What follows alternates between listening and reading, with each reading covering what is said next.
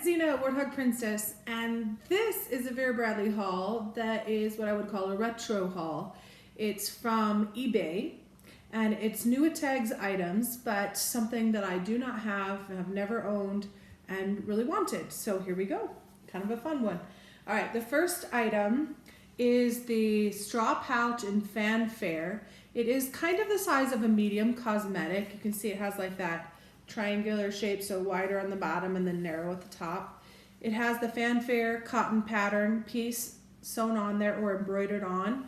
It looks like it's pretty well fixed, so that's not gonna be a problem. And then there's obviously some additional details embroidered as well. So really cute, and I do have a fanfare tote, and I do have a lot of black and white, so I got this to kind of go with that set. Honestly, I'm not a huge straw fan, and this is not lined. It does have a trim edge, but it's not lined. It's fine the way it is, but it's a little outside my norm, so I do like to expand my experience, and there you go. So that's the first item. The next item, and this is what I went looking for, was actually a cargo sling. So thanks to Potato Peach for her video. I did like what I saw as far as the size and portions and whatnot, so I decided I wanted to try it. So here goes. I found one in Mediterranean blue. It is a beautiful pattern. I have blue on the brain this week, obviously, but I do like a big bag, generally speaking. This is a little larger than I need, of course, but it's along the lines of the large on-the-go size, and I liked that a lot, actually, even though it was kind of huge for my taste. But anyway, I wanted to give this a try, so I do like a good large crossbody. And it's in great shape. It is, yeah, just a cargo sling in Mediterranean blue. So real quick look at the bag. It has two big pockets on the front, and they are Velcro, which I have never had with Vera. Honestly, I would prefer them to be the hidden magnet. The Velcro's fine. So there you go. It has a nice pretty interior pattern, which I think is called mosaic, and inside of the pockets. They're both the same, just the Velcro, yada yada. Okay, on the sides of the bag, there are side pockets. I don't think they're big enough for a water bottle, but they're certainly big enough for a phone. Ooh, I could be wrong about that. No, they're plenty big for a phone. It's wider at the bottom of the pocket, though, you can see on the side. So anyway, all right, the phone fits fine. And then on the back, you have a nice big zipper pocket all the way across, and no organization inside of that, but really nice pocket. Okay, and then the main pocket has this curved zipper opening all the way across the top. And inside, and this is the first time I've looked at it too, so I don't know, it has no slips on the front. On the back, it has 3 slips across the back right here. The opening, considering the size of the bag, the opening is relatively small compared to the bottom. It's fine, it's plenty big enough. But it does kind of, the whole bag, you can see kind of tapers big to small up here. So anyways, that's the cargo sling. And since I found that, I thought, well, I have some navy accessories that could go with that. I have obviously some other things that could match or whatever, coordinate.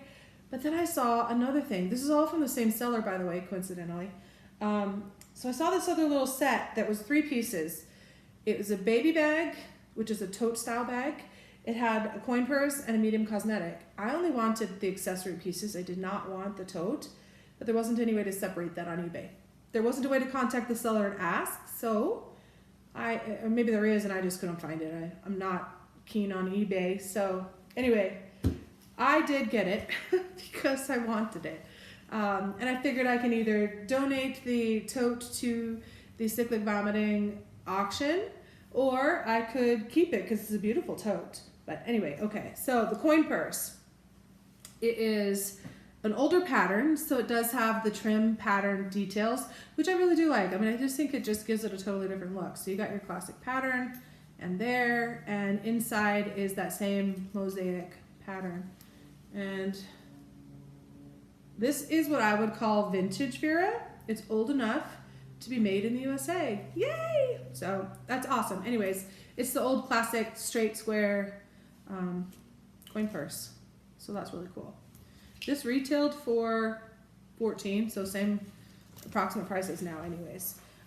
Okay, and this medium, it's the old style medium cosmetic, which I do like a lot actually. Nowadays you get these from the outlet, but this was obviously before that. 100% cotton, outer, inner with PVC inserts. Yeah, there you go. The older style, again, like I like, it has that handle so you can put it in your bag vertically and just grab it out. It has that pretty trim pattern, which actually looks different than the trim pattern on here. So that's also interesting. I had not seen that before with completely different trim patterns. I like it. And then these pretty flowers with the blues. Yeah, it looks really good. And again, one of the vintage Vera characteristics to me is the Vera Bradley embroidered, or not embroidered, but signature right in the fabrics. So that's really cool. So beautiful bag. Inside is plastic lined, same interior pattern. The last item is called Baby Bag. It is NWT tags. It has a hard bottom, which actually has a little curve to it. I think it's just maybe the way it was stored or something. But that will work itself out. It's like a cardboard. So just, there you go. I just made it work. Okay. It has pockets on the ends. These are plenty big for water bottle, whatever. They're not lined with anything. They're just cotton interior. And outside of the bag, it's a tote. So you have two nice long straps. You have a slip pocket here in the middle. Pocket on each end with nice trim pattern, again, on the sides. And then on this side, you have a slip that goes all the way across. It does have, and this is interesting, again, old school details. See how it has the trim on the inner of that pocket? That's really nice. Now, one thing I will say is if this was a more modern piece, it would have a magnet, because this is a wide slot, so it would have a magnet closure, which I would prefer. I'm not going to like modify it or anything. I just think that would be good because it's such a big pocket. But since it's also hooked to the strap, it's not going to like fall open when you're using the bag. But anyway. Okay. Inside, it is a zipper closure, but it's one of those that has the long extended thing and then it's the tabbed over. So that allows it to stay wider at the top. So kind of like the get carried away tote style if you're familiar with that. And then inside pockets, it has big slip here, so two big slips.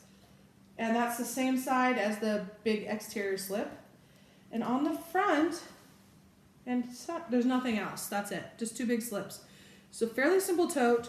It's big enough to be useful as a work tote or a school tote. I mean, look at the width on that thing. But I think it's small enough to actually use as a purse.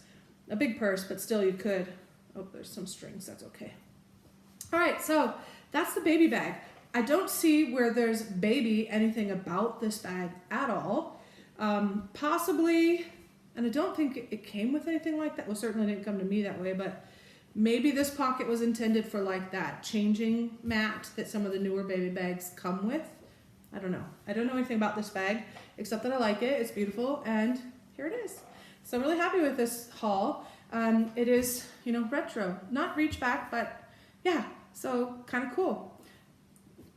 In case you're wondering, so not to stumble on my words, 3 reasons I generally don't buy from third-party sellers on eBay and Amazon and whatnot is because 3 reasons. And it's trustworthiness, wear and tear or durability of the item, and